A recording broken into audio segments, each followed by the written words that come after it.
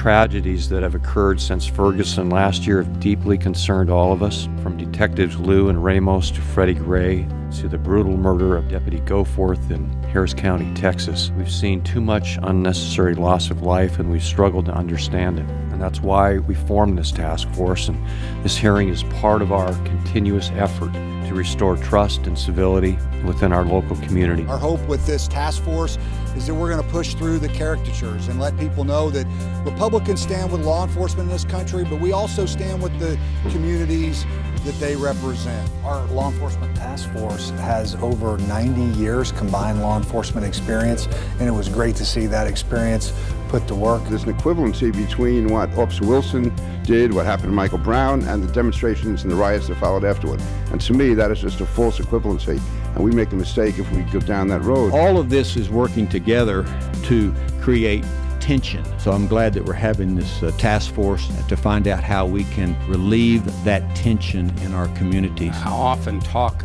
to law enforcement about the need to develop and maintain the respect of the citizenry, and I think it should be our mission to raise that public support. As you know, the trust between law enforcement and our communities is an all-time low and has led to an elevated defiance of our laws and unprecedented attacks and murdering of 86 police officers and deputy sheriffs over the past 9 months. As a law enforcement officer, I'm very grateful for what you're doing.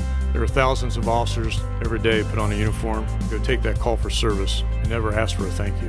What you're doing today, you're telling us thank you for what we're doing. It's greatly appreciated. As central tenets of our CLIA accreditation program, participating agencies directly impact public trust through accountability to the general public with responsiveness and observance of individual rights. Greater transparency can help achieve the goals of procedural justice by contributing to public understanding of what police departments are doing when individual incidents raise questions about police treatment of citizens. Cops want to help. That's why they're there. More than anything, I think it's just letting them know we care. Hopefully bring community and police back together again to make our communities safer.